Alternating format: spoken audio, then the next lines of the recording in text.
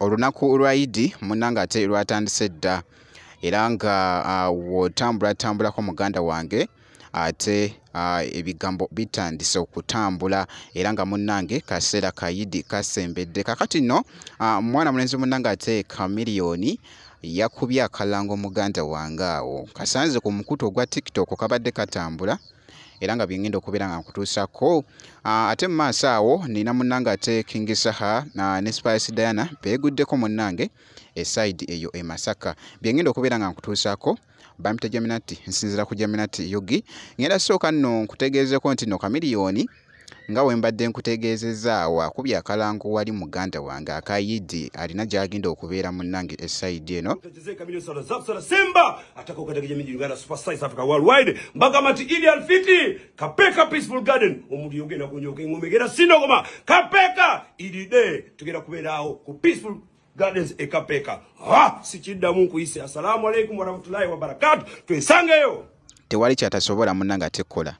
Kekabeere kalango okuzanya filimu azanya filimu okuyimba ayimba tewali kyatasobola kukola mwana mulenzi ono buli kimu olaba nga akifitingamu muganda wange era nga kusaidi yemu mwana mulenzi ono yabadde koko wali Samoya ku show oluyimba bino bya banene bannange ate lukyafuse ensonga era nga bokezako okulaba yabakubye mukaawo omubimba.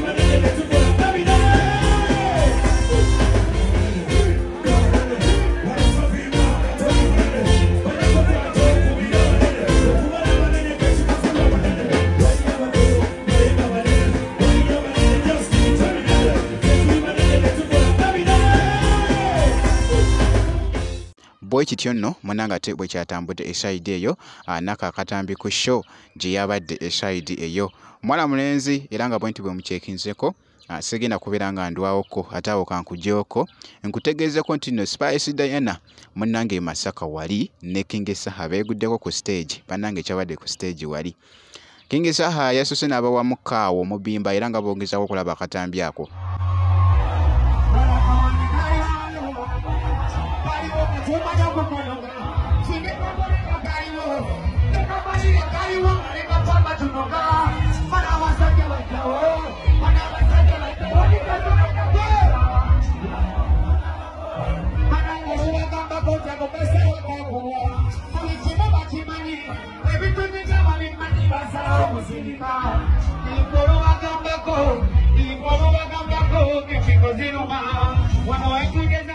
Wali ate butereevu ne Spice Diana naye n'amujoyininga mukaawo munnange ne kabula asala oluyimba Best Friend lwe lwafuuse ensonga muganda wange akaseera ako ku stage era nga bogezaako okulaba.